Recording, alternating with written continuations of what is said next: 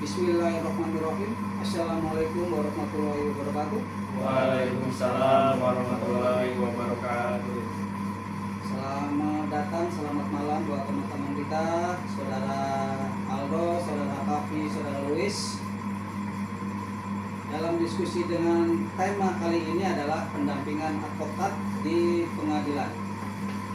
Tema ini menjadi dasar sangat penting dalam konteks pelindungan hak asasi manusia dan tegaknya prinsip keadilan dalam sistem peradilan di Indonesia. Mengingat pasal 28D ayat 1 Undang-Undang Dasar 1945 secara tegas menjamin bahwa setiap orang berhak atas pengakuan, jaminan, perlindungan, dan kepastian hukum yang adil serta perlakuan yang sama dengan di hadapan hukum.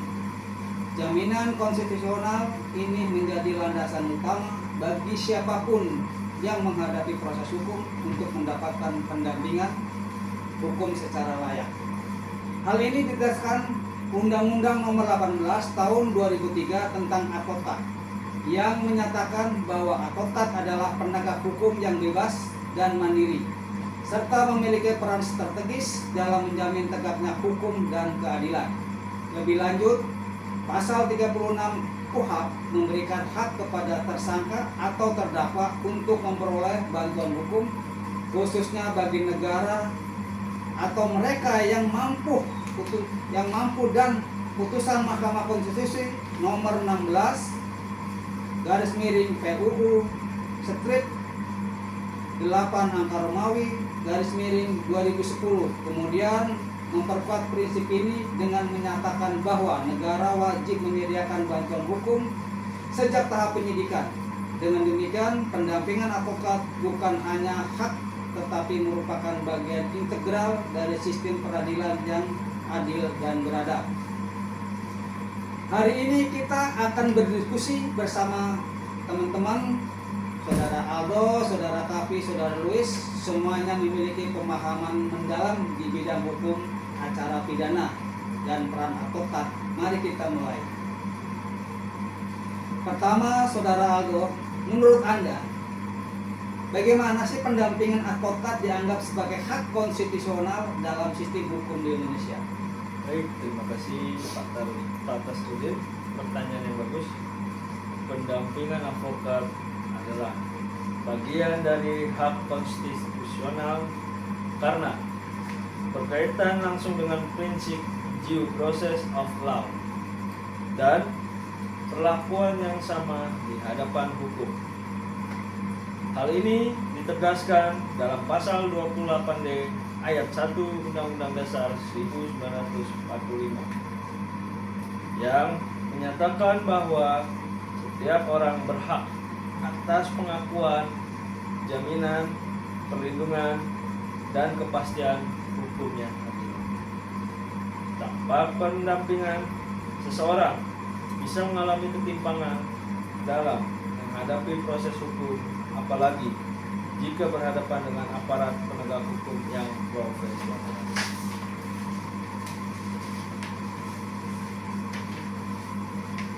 Putusan MK nomor 16 garis miring PUU strip 8 strip 2010 bahwa memperluas makna pendampingan hukum dari yang sebelumnya hanya untuk perkara tertentu menjadi untuk semua orang di setiap tingkat pemeriksaan, terutama jika tersangka tidak mampu. Ya, saya setuju dengan Aldo. Dalam praktiknya seringkali kita lihat masyarakat awam yang tidak tahu prosedur hukum bahkan tidak paham hak-haknya sendiri gitu loh. Dengan adanya advokat ini, posisi klien bisa disimbangkan advokat tidak hanya hadir sebagai pembela, tapi juga sebagai edukator hukum bagi kliennya. Baik teman-teman semuanya, pertanyaan dan jawaban saya anggap cukup baik. Sekarang kita beralih di saudara Luis. Mungkin saudara Luis bisa menjelaskan pertanyaan berkaitan dengan persidangan ya. Bagaimana sih Undang-Undang Nomor 18 tahun 2003 yang mengatur posisi advokat di persidangan? Ada pasal 1 ayat 1 Undang-Undang Nomor 18 tahun 2003 mendefinisikan bahwa advokat adalah orang yang berprofesi memberi jasa hukum baik di luar maupun di dalam pengadilan. Dan pada pasal 5 ayat 1 menegaskan advokat bebas menjelaskan tugasnya dalam membela klien di pengadilan dan dilindungi dengan hak imunitas selama menjalankan tugas profesional secara itikat baik. Ini berarti advokat tidak dapat dituntut pidana atau perdata atas pandangan dan pendapat hukum yang disampaikannya dalam pembelaan selama masih dalam koridor hukum. Namun imunitas ini juga bukan tanpa batas. Jika advokat menggunakan kewenangannya untuk menyebarkan informasi palsu, menyembunyikan bukti, maka ia tetap bisa dikenakan sanksi etik atau bahkan dihukum. Baik, terkait sanksi etik atau bahkan hukum, berarti menurut pandangan Luis, advokat juga bisa dihukum ya kalau jika menyalahgunakan hak imunitasnya tersebut berarti ya.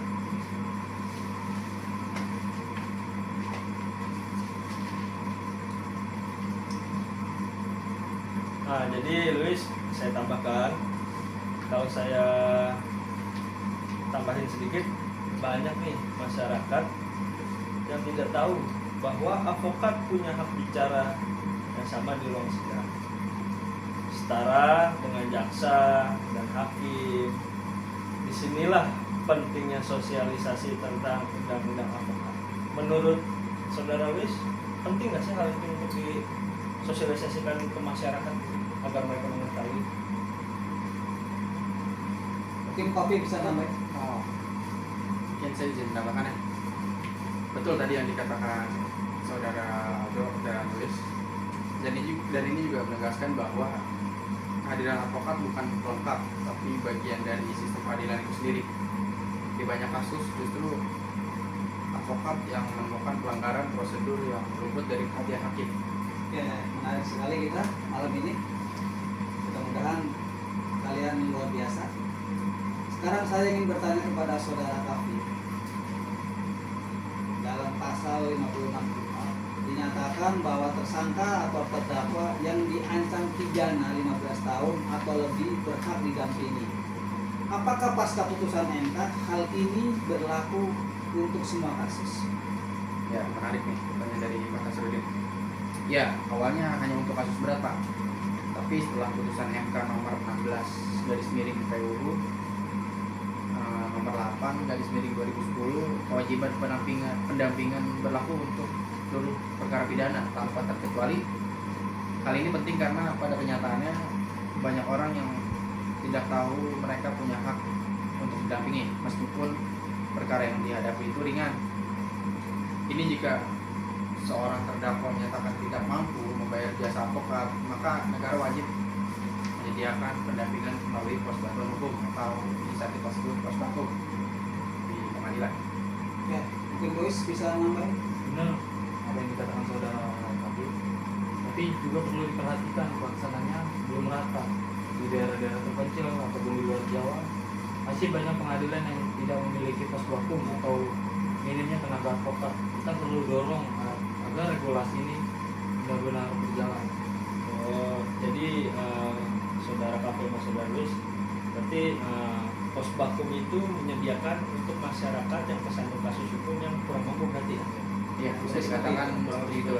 Nah, lalu bagaimana sih pelaksanaan kode etik dalam situasi saat klien ini menyembunyikan fakta hukum?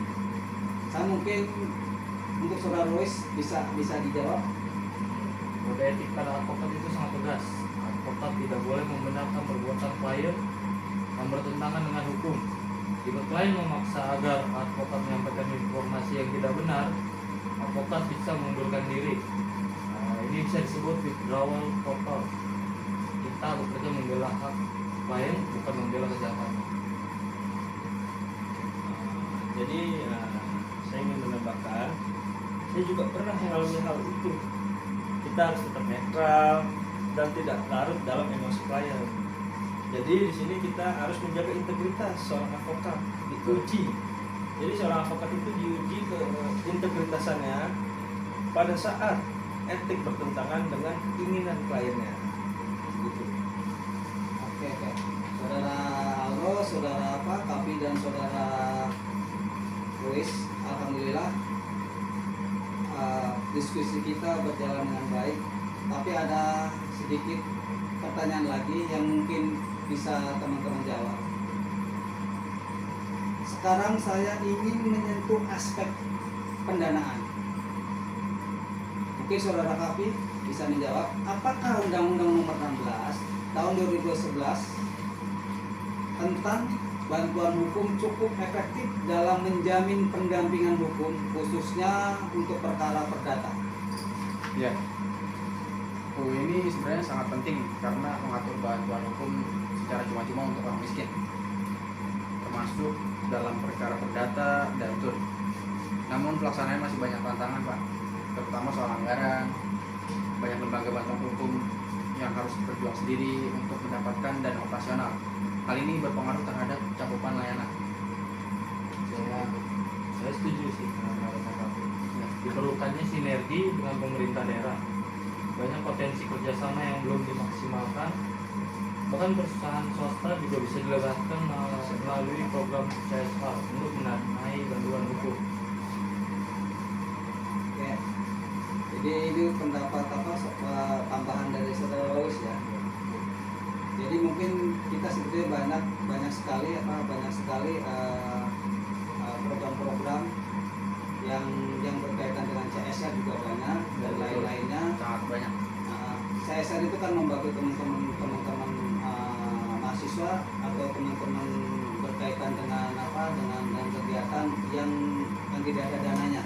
Jadi CSR itu bisa membantu mahasiswa-mahasiswa berkaitan dengan kegiatan-kegiatan yang membutuhkan biaya. Mungkin CSR bisa salah satu wadahnya di situ. Dan CSR sendiri ada dasar hukumnya. Oke. Mungkin sekarang ini kita Jadi ini terkait dengan lembaga bantuan hukum ini, berarti banyak yang tidak dipublish itu. Ada juga lembaga bantuan hukum itu yang harus berjuang sendiri karena keterbatasan anggaran biaya tersebut ya Pak ya. Betul. Ini seperti apa ya Pak kira-kira Pak ya? Misalnya kayak contoh, apakah pengadilan negerinya terlalu di daerah terpencil atau gimana gitu Pak? ya sebetulnya kita ini punya wadah pada perusahaan-perusahaan yang ada di sekeliling kampus itu sebetulnya ada CSR. Cuman kadang kita sebagai mahasiswa kurang jeli atau kurang memanfaatkan fasilitas-fasilitas yang ada di sekelilingnya, sehingga walaupun di situ ada CSR, tapi kami ini sebagai mahasiswa akan kesulitan menembus gimana sih caranya mendapatkan CSR tersebut gitu loh. Mungkin di situ harus ada kedekatan, harus ada koneksi, salah satu juga harus ada proposal dan lain-lain mungkin bisa dibikin, tapi koneksi dan lain-lainnya kan harus kita punya. Jadi kendalanya sekarang adalah yang paling utama adalah koneksi. Nah, mungkin buat teman-teman yang nonton belum pada tahu itu CSR itu apa sih Pak? Mungkin Pak Tafsir bisa Nah, jelaskan. sebenarnya CSR itu adalah setiap perusahaan besar yang ada di sekeliling lingkungan kita. Contohnya misalnya kalau di Tangsel itu ada perusahaan minyak kiat, perusahaan kalau nggak salah perusahaan kertas ya, kertas sebesar itu di sekeliling perusahaan minyak kiat itu semuanya dapat CSR, dapat bantuan. Kata yang udah familiar itu adalah sebetulnya pengabdian masyarakat dalam bentuk pendanaan. Di situ bisa ngebangun jalan, di situ bisa membangun kegiatan masyarakat yang berguna untuk sekelilingnya, di situ bisa mendapat bantuan dan segalanya berkaitan dengan usaha di sekelilingnya. Artinya apa? Jadi keberadaan perusahaan tersebut karena membantu teman-teman yang ada di sekelilingnya, sehingga hubungan antara simbolis mutualisme terjaga. Artinya di sini membutuhkan dan di sini juga membutuhkan. Artinya di sini juga kadang-kadang dana yang dia butuhkan kadang-kadang diterima sama masyarakatnya, masyarakat juga digunakan untuk kepentingan umum. Artinya apa? Jadi simbiosis mutualisme itulah terjalin, simbiosis mutualisme, saling membutuhkan. Ya, saling membutuhkan dan juga Saling saling membutuhkan. menguntungkan. Saling menguntungkan. Betul. Jadi gitu simbiosis mutualisme itu. Ya. Jadi lebih ke simbiosis mutualisme berarti Mutualisme, kayak karena semuanya saling apa? Saling membutuhkan. Dan yang pasti menguntungkan ya. Betul. Oke. Kita lanjut lagi kepada apa? Kepada diskusi kita. Kali inilah sebelum kita ditutup ya. Sebelum kita tutup sekarang ini kita mau dengar nih masing-masing teman nih ada closing statementnya nih ya. Closing statement dari masing-masing teman-teman adalah mungkin saya akan beri kesempatan untuk saudara Aldo dulu. Baik, closing statement dari saya adalah tanpa advokat, pengadilan riskan menjadi monolog negara. Advokat menjaga dialog hukum, memastikan bahwa suara klien didengar dan hak-hak mereka dilindungi. Oke. Saudara Kavi, Closing statement kalau dari saya pribadi ya, pendampingan bukan kemewahan, tapi kebutuhan konstitusional. luar biasa. Saudara Lois, Oke, mari jaga integritas profesi advokat, imunitas gitu, lurus dengan tanggung jawab. oke. Mantap Terima sekali. kasih buat teman-teman semuanya. Ya, terima kasih juga Pak Tras. Kepada seluruh teman-teman yang ada di sini, luar biasa kalian dalam diskusi malam ini yang begitu mendalam dan aspiratif. Pendapat dan sudut pandang yang disampaikan telah memberikan kita pemahaman yang lebih komprehensif tentang pentingnya pendampingan advokat di pengadilan. Tidak hanya sebagai formalitas hukum, tetapi sebagai wujud nyata dari perlindungan hak asasi manusia dalam proses peradilan. Kita telah menyimak bersama bahwa advokat bukan hanya sekedar pembela, tetapi penjaga keseimbangan hukum, mengawal due process, dan suara bagi mereka yang seringkali kita dengar dalam ruang-ruang pengadilan. Diskusi ini semoga menjadi pematik kesadaran kita semua bahwa keadilan harus dikawal secara menyeluruh. Dari proses awal penyidikan, tahap peradilan, hingga pelaksanaan putusan. Mari kita integritas profesi hukum dengan menempatkan advokat sebagai bagian tak terpisahkan dari sistem peradilan yang berkeadilan dan bermartabat.